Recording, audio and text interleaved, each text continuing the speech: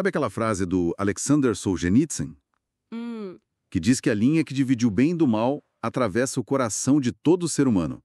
Isso sempre me pega e nos leva direto para o nosso tema de hoje, a tal da sombra psicológica. Vamos mergulhar um pouco nessa parte meio desconhecida, às vezes bem reprimida, que todo mundo parece carregar. A gente está se baseando aqui em alguns textos da psicologia analítica, de Jung, né? Tipo, Ao Encontro da Sombra. A ideia é entender o que é essa sombra, afinal. Como ela surge e por que seria importante olhar para ela. Ótima pergunta para começar. Então, para Jung, a sombra é basicamente a parte da nossa personalidade que a gente meio que empurra para debaixo do tapete, sabe? Isso para poder construir e manter o nosso ego ideal, aquela imagem que a gente quer passar para os outros. É quase como um outro eu, que ele chamava de personalidade inferior. E o curioso é que Jung percebeu que todo mundo meio que intui o que isso significa. Ele partiu de ideias do Freud, né, sobre desejos não reconhecidos, partes que a gente reprime. E essa sombra, ela guarda o que Jung chamou de inconsciente pessoal.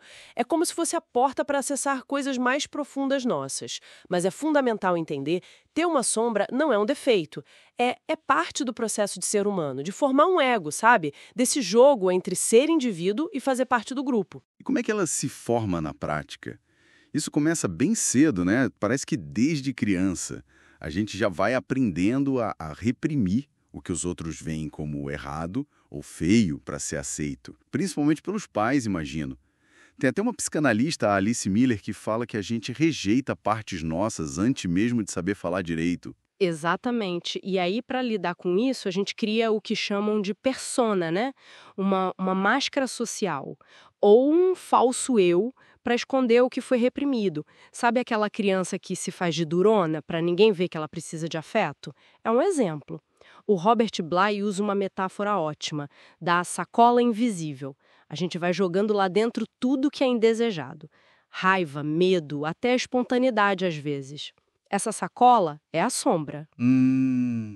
E onde que a gente encontra essa sombra escondida? Porque se está escondida, Pois é, um dos jeitos mais comuns e talvez mais incômodos é na projeção. Sabe aquilo que irrita profundamente a gente em outra pessoa? Ou aquilo que a gente julga com muita força? Pode ser um reflexo da nossa própria sombra. nossa, isso é complicado. Como saber se é projeção minha ou se a pessoa é daquele jeito mesmo? Exige autoconsciência, né? Mas a intensidade da reação emocional costuma ser uma pista importante. Uma raiva que parece desproporcional a uma crítica, por exemplo, isso pode ser um sinal de que algo da sua sombra foi tocado ali. Além da projeção, a sombra também aparece muito em sonhos, frequentemente como figuras do mesmo sexo que a gente teme ou despreza. Entendi. E nos relacionamentos? Nos relacionamentos é um palco e tanto para a sombra. Muitas vezes a gente se atrai justamente por pessoas que vivem qualidades que a gente reprimiu. O famoso os opostos se atraem, né? Só que isso pode virar conflito depois, quando a gente começa a ver nosso lado reprimido ali no parceiro. Uma espécie de divisão emocional do trabalho que dá errado. E no trabalho também. Quantas vezes a gente não reprime partes nossas para caber na persona da empresa? As tais baixas da guerra do trabalho. Até o sucesso tem sua sombra, como a tentação da arrogância. E isso vai além do individual, né? Tem a sombra coletiva também. Exatamente. Preconceito, discriminação, guerras. Muito disso pode ser entendido como a projeção da sombra coletiva no outro, no inimigo. Se a gente pensa no nazismo ou na dinâmica da Guerra Fria, são exemplos extremos de como grupos inteiros podem projetar seus medos e ódios não reconhecidos. O que nos traz para a importância de integrar essa sombra, né? Aquela frase do Jung é muito forte.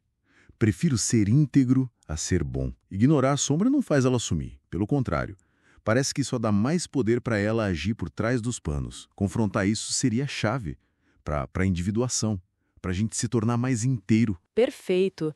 E o interessante é que integrar não significa eliminar, nem virar aquilo que a gente reprimiu. É tornar consciente, aceitar que aquilo também faz parte. É um processo. Exige esforço moral, autoconhecimento. Como as fontes dizem, é trazer a sombra consigo, aprender a lidar com ela. E os benefícios? Maior autoconhecimento, com certeza.